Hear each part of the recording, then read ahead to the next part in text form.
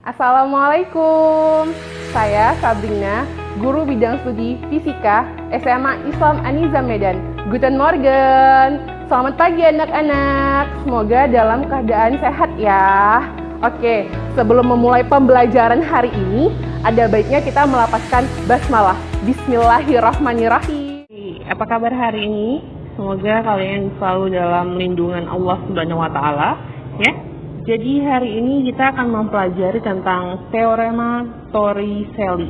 Nah, ya, di hukum Bernoulli ya ada salah satu pengaplikasian fisika dalam kehidupan kita sehari-hari, yaitu salah satunya adalah teorema Torricelli ini.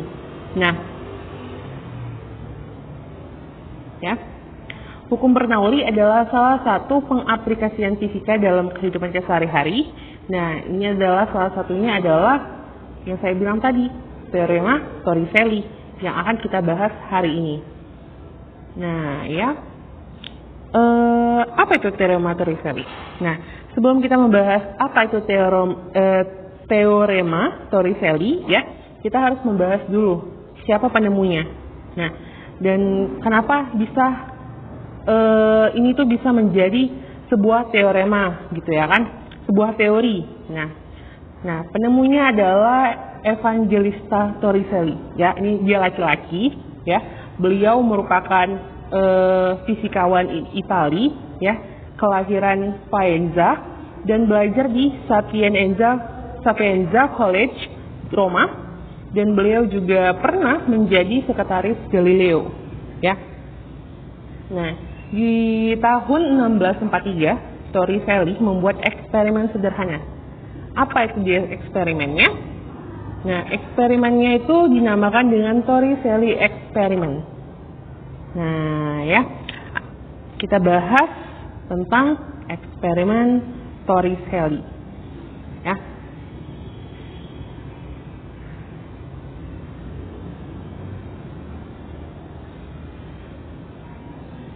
Oke, gambar yang kalian lihat ini adalah eksperimen si Torricelli, ya. Nah, eksperimennya ini sangat sederhana, ya. Kalian pernah nggak bertanya-tanya kenapa ketinggian dalam permukaan air mempengaruhi kecepatan air ketika mengalir, ya?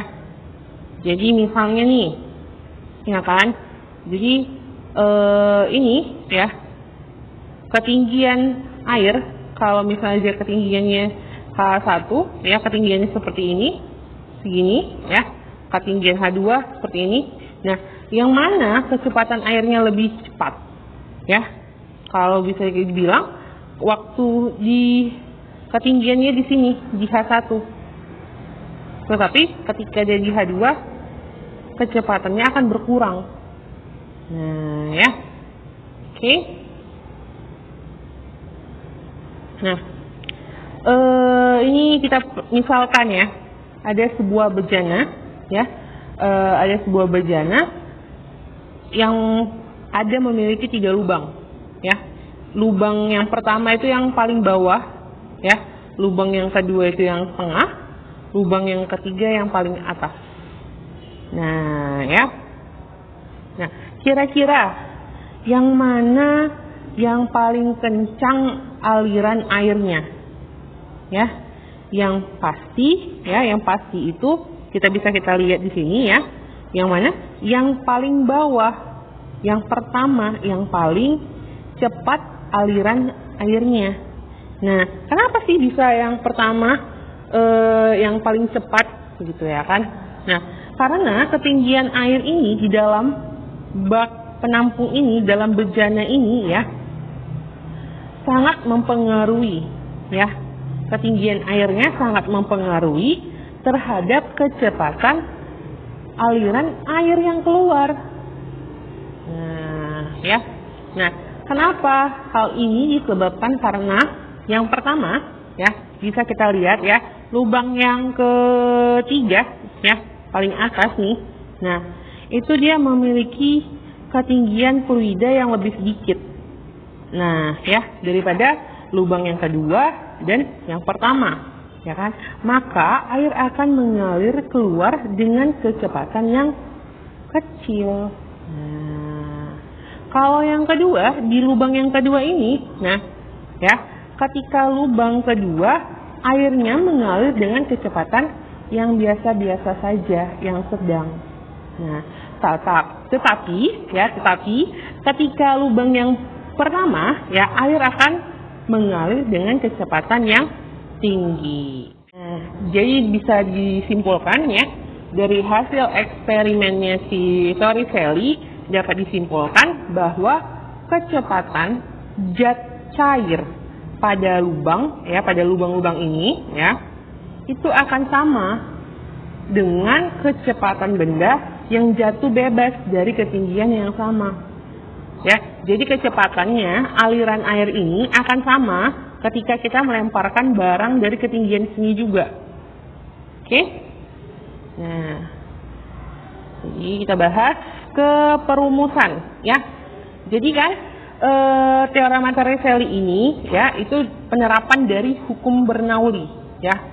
Nah, jadi diturunkan dari persamaan Bernoulli, ya. Kita tahu persamaan Bernoulli itu T1 tambah rho G H1 tambah setengah rho P1 pangkat 2 sama dengan P2 tambah rho G H2 tambah setengah rho P2 pangkat 2, ya. Ini dia persamaan Bernoulli. Nah, ya. Jadi sebelum kita mendapatkan perumusan dari teorema Torricelli, ya, kita harus menurunkan dari persamaan Bernoulli.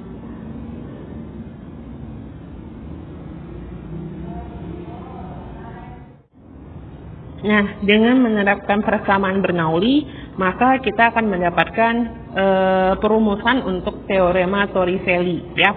Nah, jadi benda di P1, ya, itu dianggap bernilai 0, ya. Kenapa? Karena luas lubang yang bocor jauh lebih kecil dibandingkan luas wadahnya, ya. Jadi luas yang bocor jauh lebih kecil dibandingkan luas wadahnya. Nah, ya, juga permukaan air, ya, dalam wadah akan turun secara perlahan hingga habis, ya, sehingga persamaannya menjadi yang tadinya awalnya itu dia ini, ya, persamaan ini, ya. Nah, akan menjadi seperti ini, ya. P0 tambah rho dikali G dikali H, H1 tambah 0 sama dengan P0 tambah rho dikali G dikali H, H2, ya, ketinggian yang kedua, ditambah setengah rho P2 pangkat 2, ya. Nah, jadi di sini bisa otomatis yang P0-nya ini mati, ya. Yang di ruas kanan sama ruas kiri. Ini mati sama ini, ya kan? Jadi tinggal yang rho GH1, ya, sama dengan rho GH2 tambah setengah rho P2, ya kan? Nah, makanya bisa kita tuliskan langsung, ya, menjadi rho GH, ya, rho G di dalam kurung H1 dikurang H2. Nah, sama dengan setengah rho P2. Nah, oke. Lalu ini kita setengahnya kita kalikan ke sini. Ya, kita kalikan ke sini, ya. Makanya jadi V2, ya, V2 kuadrat sama dengan 2GH. Nah, ya, karena dia sudah kuadrat, berarti kan kalau misalnya di ruas kanannya itu harus diakarkan biar dia jadi P2, ya. Oke, kalau misalnya dia nggak diakarkan berarti P2-nya masih tetap kuadrat, ya. Nah, jadi perumusan untuk teorema Torricelli itu dia P2 sama dengan akar dari 2 GH. Nah, oke.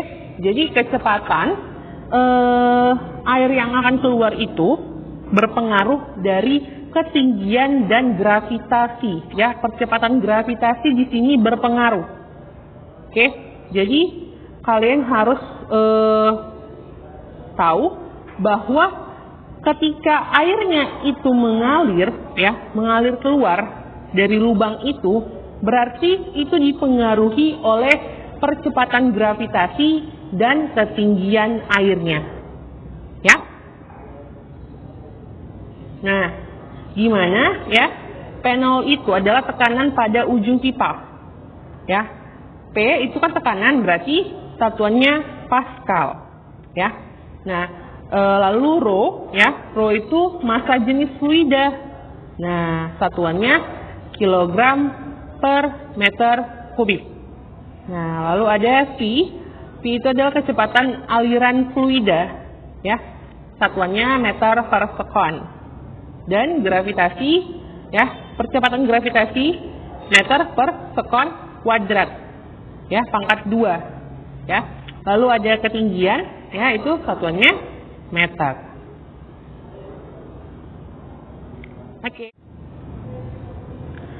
Oke, biar kalian lebih paham tentang teorema Torricelli, ya, kita akan bahas contoh soal tentang itu. Oke. Nah, di sini ada sebuah soal yang soalnya itu sebuah bak, ya, sebuah bak. Ada sebuah bak yang besar berisi air, ya, fluida, berisi fluida, dan terdapat sebuah keran. Ini ya, kerannya di sini. Oke. Nah, jika percepatan gravitasinya itu 10 meter per sekon kuadrat, ya, maka kecepatan semburan air dari kerannya berapa? Ya, berarti di sini berapa kecepatan air yang keluar dari bak ini, ya? Nah, berarti kita cari apa yang diketahui dari soal ini, ya. Diketahui percepatan gravitasinya 10 meter per sekon, ya, per sekon kuadrat. Nah, lalu ada ketinggian, ya, ketinggian baknya itu 50 cm. Nah, ketinggian dari air yang mancur itu, ya, air yang keluar dari lubang itu 20 cm, ya. Oke. Nah, oke. Jadi untuk mengetahui ketinggiannya, kita harus mengurangkan ketinggian baknya, ya, ketinggian baknya dengan ketinggian air yang keluar dari baknya, yaitu 50 dikurang 20, ya, itu 30 cm, ya. Berarti sentimeter 30 cm ke meter, 0,3 meter, ya. Gravitasinya tadi 10 meter per sekon, ya, kuadrat. Nah, yang ditanya adalah semburan airnya, air yang keluar, kecepatan air yang keluar. Ya, berarti kita pakai rumus yang sangat sederhana, itu adalah V sama dengan akar dari 2G dikali H, ya kan? Berarti akar, ya, sama dengan akar 2 kali gravitasinya berapa?